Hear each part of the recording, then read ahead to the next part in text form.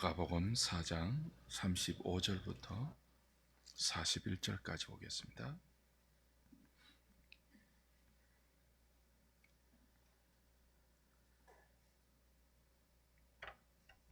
마가복음 4장입니다. 35절부터 41절까지 제가 한 절, 여러분이 한 절 교독합니다. 그날 저물 때에 제자들에게 이르시되 우리가 저편으로 건너가자 하시니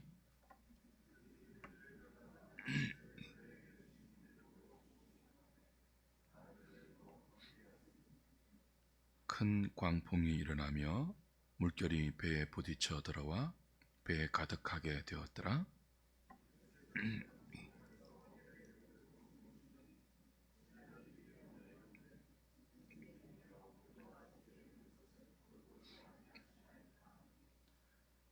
예수께서 깨어 바람을 꾸짖으시며 바다들어 이르시되 잠잠하라 고요하라 하시니 바람이 그치고 아주 잔잔하여지더라.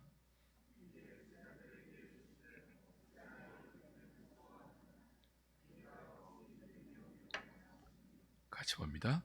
그들이 심히 두려워하여 서로 말하되 그가 누구이기에 바람과 바다도 순종하는가 하였더라. 아멘.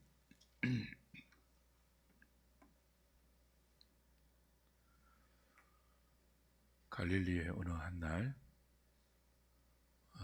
예수님은 제자들과 함께 종일토록 각종 병자들, 나병 환자, 또 중풍병자, 귀신 들린 자를 고치고 돌보셨습니다. 그리고 함께 온 많은 무리들에게 하나님 나라의 복음을 비유로 가르치고 전하셨습니다. 3장 20절을 보면 식사할 겨를도 없었다 그랬거든요.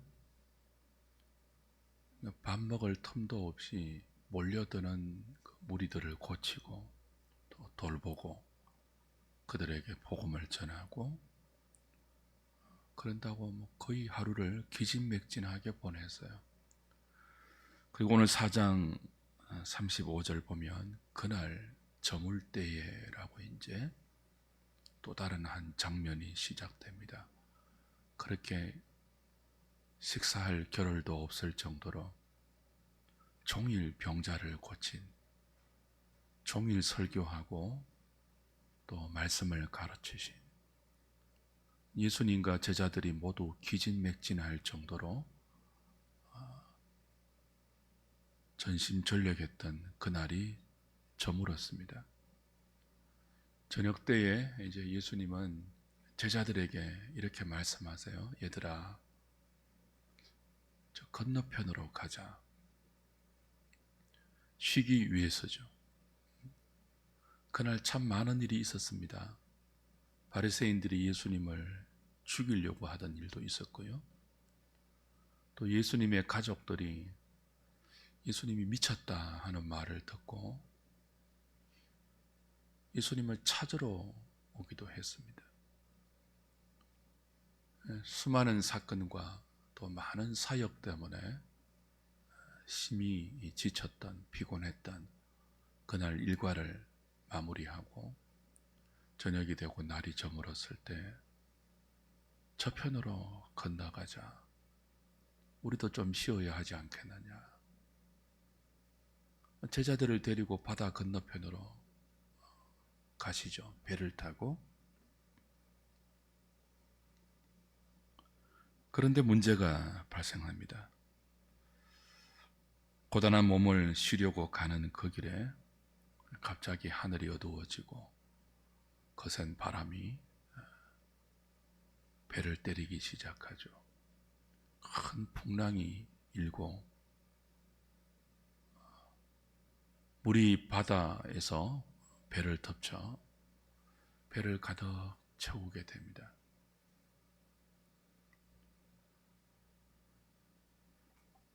이 배에 타고 있는 지금 제자들은 대부분 어부 출신들이 많죠. 그것도 베테랑 어부들입니다.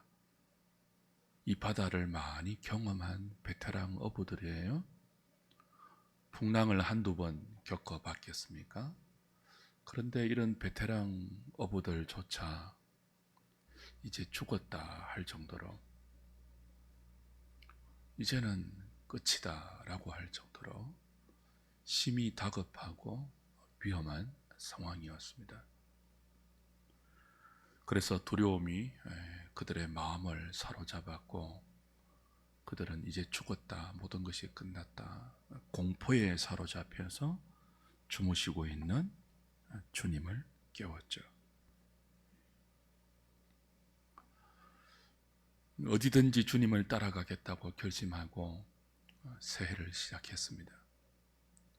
우리가 가는 이 믿음의 길, 주님을 따라가는 길에 이런 일이 얼마든지 생길 수 있어요. 주님이 먼저 건너가자 그랬잖아요. 주님이 인도하고 있는 길입니다. 그리고 그 배에 주님이 타고 계십니다. 그런데도 어떤 일이 일어날 수 있다고요? 큰 풍랑이, 예기치 않는, 기대치 않는 큰 풍랑이 덮쳐서 이제 끝이다, 모든 것이 끝이다, 죽음의 두려움을 느낄 수밖에 없는 그런 다급한 상황이 올 수도 있습니다.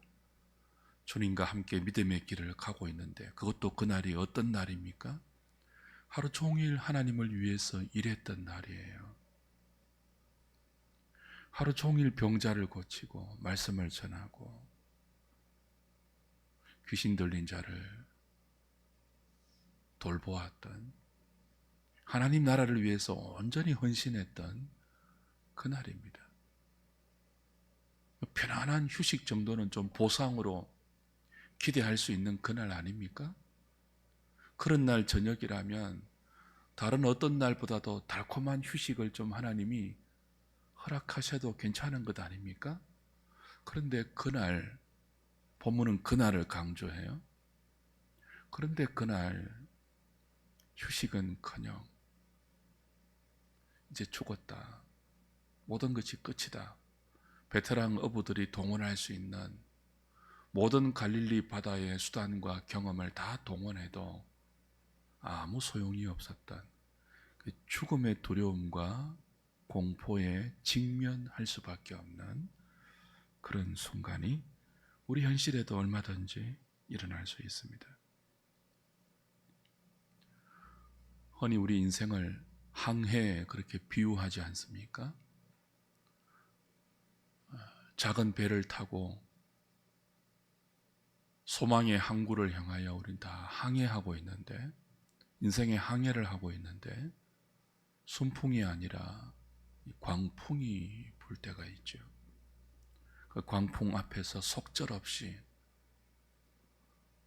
지금까지 우리가 익혀왔던 모든 삶의 경험들과 기술들과 구축해왔던 모든 인간관계들이 아무 소용이 없는, 그래서 그 바다 물결이 내 인생의 작은 배를 가득 채우는,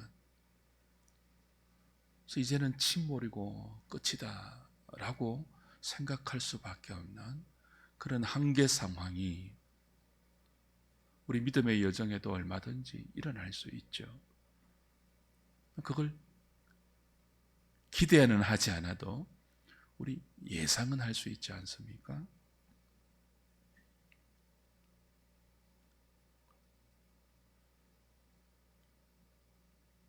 주님이 우리의 배에 함께 타고 계시고 주님이 건너편으로 가자고 해서 가고 있습니다. 말씀에 순종해서 가고 있어요. 그런데 이런 일이 일어납니다. 다급한 상황 속에 주님은 돌보지 않고 있습니다. 우리를 돌보지 않고 있습니다. 그래서 그 제자들이 예수님을 깨우면서 뭐라고 부르짖었습니까? 선생님이요, 어찌하여 우리가 죽게 된 것을 돌보지 아니하시나이까? 그러거든요. 죽게 되었다고 지금 느끼고 있잖아요. 또 하나 뭘 느끼고 있죠? 그런데 왜 주님이 우리를 돌보시지 않습니까? 지금까지 그들이 뭘 경험했습니까? 오병이어의 기적을 경험했습니다. 수많은 병자를 고치는 주님의 기적을 눈으로 목도했습니다. 이 주님을 따르면 먹고 사는 것 얼마든지 광야에서도 해결될 수 있고, 이 주님을 따르면 병들었을 때도 고침 받을 수 있다는 많은 기적들을 경험했습니다. 이 주님이 약자들, 세리들, 병자들 돌보고 계신 것들을 바로 옆에서 보았습니다.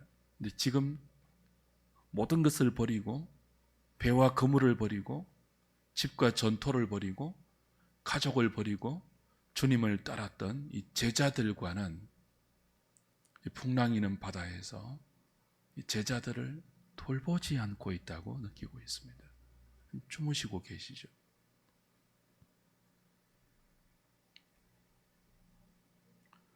이럴 때 우리를 찾아오는 마음이 있지 않습니까? 이럴 때 제자들이 흔들렸던 것처럼 우리도 흔들릴 수 있지 않겠습니까? 주님 지금 뭐 하시는가? 왜 나는 돌보지 않는가? 박 집사, 김 집사, 또 옆에 이 사람 저 사람은 다 돌보아 주시는데, 기도 응답을 받았다고 하는데 왜 나는 돌보지 않는가? 그런 의심이 들 수 있어요. 어디든지 주님을 따라가겠습니다. 믿음의 정당한 결심을 하고, 주님 말씀이 인도하는 대로 건너편으로 가자 하면 건너편으로 가고, 하루 종일 병자를 돌보자 하면 주님과 함께 병자를 돌보고, 몰려드는 무리들을 고치고 케어하고 말씀을 전하는 그 일에 헌신했어요. 기진맥진해요. 주님이 좀 돌보아 주면 좋겠는데, 아니 그렇게 하셨던 분인데 왜 지금은 그러지 않는가? 의심과 회의와 갈등이 생길 때가 있습니다. 여러분, 예수 믿는 신앙, 어디든지 주님과 함께 가겠습니다. 주님을 따르겠습니다. 주님이 어디로 가든지 제가 따라가겠습니다 라고 가는 그 길에도 이런 일이 일어날 수 있음을 우리는 예상하고 있어야 합니다. 기대하지는 않아도 예상하고 있어야 됩니다. 그래서 어제 우리가 본문을 통해서 확인했지 않습니까? 여우도 굴이 있고 공중에 새도 집이 있지만 인자는 머리 둘 곳이 없는 그 길을 네가 따라오겠느냐라고 물으셨던 그 주님의 질문처럼 우리가 이렇게 머리 둘 곳 없는 상황을 직면할 수도 있습니다. 그때 이제 어떻게 해야 되느냐, 이게 오늘 본문의 교훈이죠. 이런 생각을 할 수 있습니다. 다급하게 제자들이 주님을 깨웠지 않습니까? 우리가 죽게 되었습니다, 선생님. 왜 돌보아 주지 않습니까? 이게 깨웠잖아요. 주님이 일어나서 광풍이 는 바다와 물결을 꾸짖었습니다. 잠잠하라 하셨습니다. 그랬더니 바다가 잠잠해졌어요. 풍랑이 고요해졌습니다. 그럴 수 있는 분이잖아요. 바다를 컨트롤할 수 있는 분이잖아요. 지진을 컨트롤할 수 있는 분이잖아요. 근데 왜 먼저 주님이 저리로 가자, 건너편으로 가자 하고 배를 타고 먼저 제자들을 이끌었으면서도 왜 이 풍랑을 허락하셨을까요? 풍랑을 말씀 한마디로 잠잠히 고요히 할 수 있는 분이라면 처음부터 순탄한 항해를 허락하실 수 있는 분이지 않습니까? 아무 일도 없이 그 고단한 저녁에 편안한 휴식을 줄 수 있는 분이잖아요. 근데 왜 그토록 헌신한 그날 저녁에 왜 이렇게 큰 풍랑을 주님이 허락하시냐는 거죠.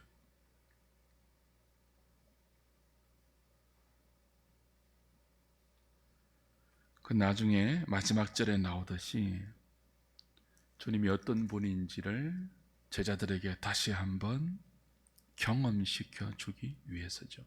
그리고 자기 자신들이 어떤 존재인지를 똑똑히 목도하게 하기 위해서죠.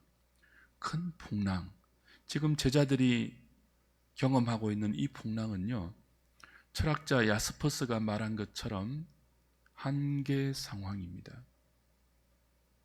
베테랑 어부가 동원할 수 있는 모든 바다의 경험을, 축적된 노하우를 다 동원해도 아무 소용이 없는, 이제는 그 무엇도 할 수 없는, 죽었습니다 라고 탄식할 수밖에 없는 그런 상황을 이 야스퍼스는 한계 상황이다, 그렇게 규정했죠. 그는 말했습니다. 그 한계 상황 앞에서 인간은 두 가지를 경험한다. 첫 번째는 자기의 실존과 부딪힌다 그랬어요. 그전에는요, 인간이 한계 상황 앞에서는요, 한계 상황을 겪기 전에는요, 인간이 나는 이것도 할 수 있을 것 같고, 이런 경험, 저런 그 노하우 다 갖고 있기 때문에 자기 자신에 대해서 제대로 깨닫지 못한다는 거예요. 그러나 큰 풍랑 앞에 일엽편주와 같은 현실을 직면하면 그 현실 앞에 너무나 무능한 자신의 실존에 대해서 비로소 눈을 뜬다는 거예요. 이 한계 상황 앞에서 주님은 제자들이 자신의 실존과 부딪히기를 원하셨습니다. 니네들이 어떤 존재인지를 깨달아야지 나를 따를 때, 나와 함께 갈 때 두 번째 반응을 할 수 있다. 야스퍼스가 말은 한계 상황 앞에서 인간이 해야 하는, 할 수 있는, 아니 하고 하게 되는 두 번째 반응은 초월자를 찾는 것입니다. 절대자를 찾는 거예요. 모든 인생이 그렇습니다. 한계 상황 앞에서 막 몸부림치다가 마지막에 뭐 한다고요? 있는지 없는지 모를 절대자를 찾는다고요. 신자들은 더 그렇지 않겠습니까? 불신자들도 한계 상황 앞에서는 자신의 무능한 실존을 깨닫고 초월자를, 절대자를 찾는다면 성도들은 오죽하겠습니까? 베테랑 어부들이, 제자들이 이제 죽었다 하는 한계 상황 앞에서 자신들의 무능한 실존을 깨닫고 주님을 흔들어 깨웠습니다. 우리 죽어갑니다. 살려주십시오. 왜 우리를 돌보지 않습니까?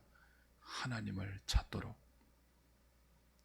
그냥 찾는 게 아니고요, 우리의 처절한 무능함을 깨달은 실존으로서 주님 도와주셔도 되고요, 안 도와주셔도 상관없어요. 마지막 히든 카드를 붙들고 있는 그런 마음 말고요, 모든 것이 끝장나버린, 더 이상 동원할 수 있는 모든 인간적인 수단이 다 들통나버린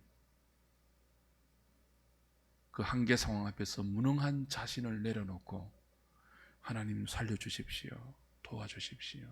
주님이 나를 돌보지 아니하면 이 풍랑 앞에 나는 파선할 수밖에 없고 깨어질 수밖에 없고 죽을 수밖에 없습니다.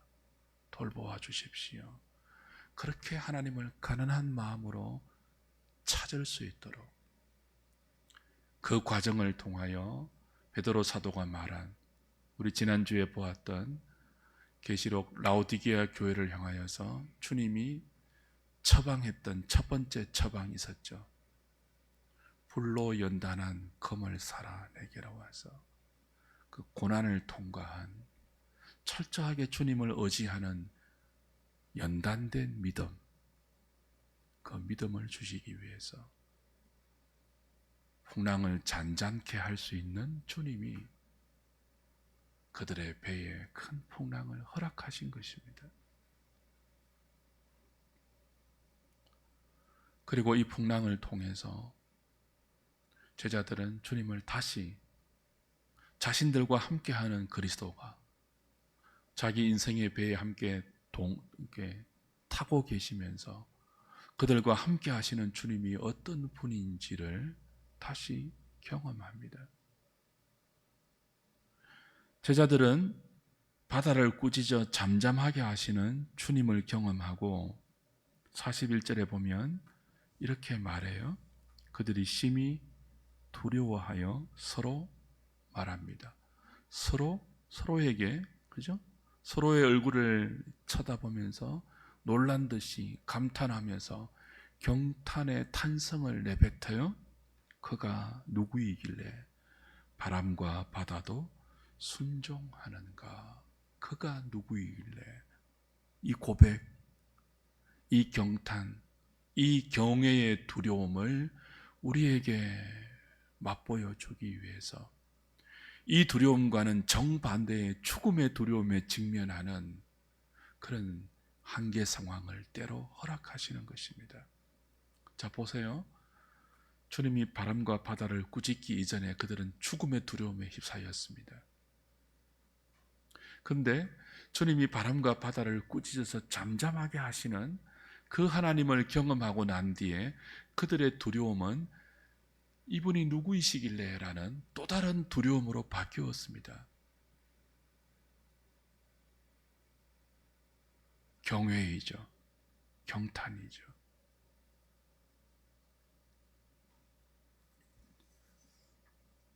신학자 필립스 브룩스는 이런 유명한 말을 했습니다. 위에 계신 하나님을 두려워하지 않는 사람은 주위의 모든 것을 두려워한다. 그러나 하나님을 두려워하면 아무것도 두려워하지 않을 수 있다. 자, 위에 계신 하나님을 경외, 두려워하면 아무것도 두려워하지 않을 수 있습니다. 죽음의 두려움을 극복할 수 있다는 거예요. 위에 계신 하나님을 두려워하면. 근데 이 위에 계신 하나님을 경외하지 않으면 모든 것에 두려워할 수 있대요. 어디든지 주님을 따라가는 우리가 그 인생의 항해를 하면서 크고 작은 풍랑을 만나서 배워야 하는 게 이거예요. 하나님을 두려워하는 경외감. 그래서 그분이 누구이신지를 그때그때 배워가는 것. 저분이 누구시길래 바람도 바다도 제어하시는가, 컨트롤하시는가. 그분의 말씀 한마디에 풍랑도 잠잠해지는가. 주님을 따라가려면 따라가는 그분이 누구인 줄 알아야 될 것 아닙니까? 어디든지 주님을 따라가려면, 어린 양이 어디로 인도하든지 순종하게 해서 가려면 건너편으로 가자 하는 그분이 어떤 분인 줄을 배워야 할 것 아닙니까? 그걸 배우기 위해서 때로 주님 우리에게 뭘 허락하신다고요? 풍랑을 허락하시기도 합니다. 그때 두려움이 몰려올 때 우린 믿음을 발동해야 합니다. 예수님의 꾸짖음이 너희가 어찌하여 두려워하느냐, 왜 믿음이 없느냐 그랬잖아요. 근데 이건 당연한 우리의 반응이에요. 죽음의 공포가 지금 밀려올 수밖에 없는 다급한 상황에서 우리의 믿음이 산산조각 날 수 있죠. 근데 이 주님의 책망은 단순히 꾸짖는 책망이 아니라 우리의 믿음을 강화하는 교훈적인 책망이죠.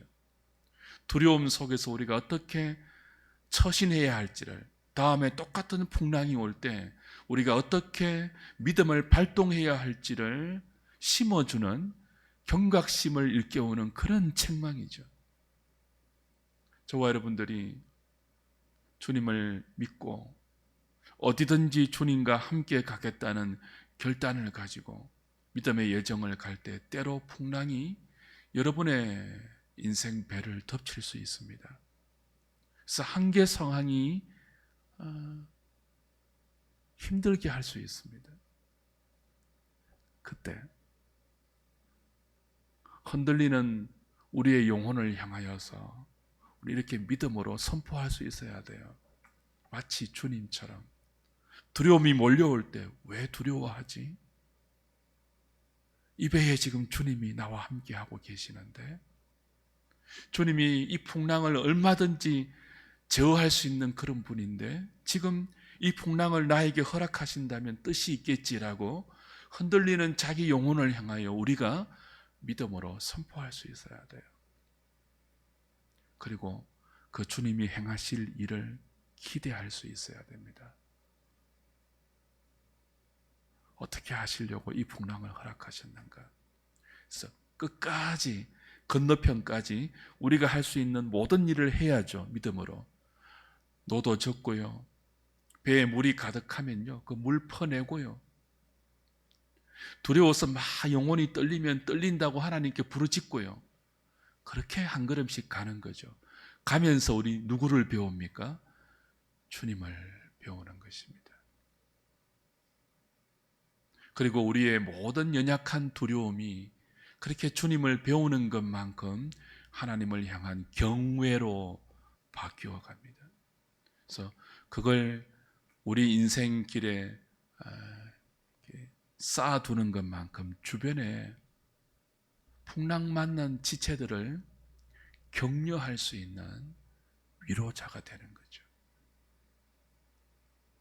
우린 고단한 인생길, 우리 혼자 편안하게 항해하는 것이 전부가 아니고요, 이런 풍랑을 만나면서 하나님을 경험한 자로서 우리의 약한 두려움이 하나님을 향한 경탄의 경외심으로 바뀌어진 그런 사람으로, 똑같은 풍랑 속에서 방황하고 있고 힘들어하고 있고 의심하고 있고 두려워하고 있는 지체들에게 위로자로 다가갈 수 있습니다. 그걸 위해서 지금 주님은 먼저 건너편으로 가자라고 제자들을 배에 태워서 가고 있는 그 길에 이 풍랑을 허락하시고, 그 풍랑 속에서 당신이 어떤 분인지를 우리에게 가르쳐주고 있죠. 주 안에 사랑하는 여러분,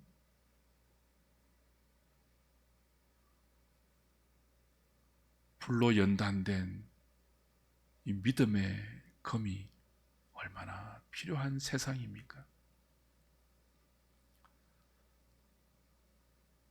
전쟁의 소식이 막 들려오고 있고, 일본에서는 지진이 났고, 어제는 또 이상한 정신병자 같은 사람이 피습한 사건이 있었고, 우리는 한 해를 어디든지 주님을 따라가겠다는 믿음의 결심을 가지고 시작했지만, 이번 한 해 우리 앞에 어떤 일이 생길지 아무도 모릅니다. 여러분도 모르고 저도 모릅니다. 어떤 바람이 불지, 어떤 물결이 덮칠지, 어떤 일이 일어날지, 하나님이 우리를 위해서 준비해 놓으신 그 플랜이 무엇인지 우리가 어떻게 알겠습니까? 그러나 어떤 바람, 어떤 풍랑이 우리에게 허락된다 할지라도 뭘 기억하자고요? 우리 인생의 배에, 우리 이 공동체의 배 가운데 주님이 계신다는 사실을 기억해야 합니다.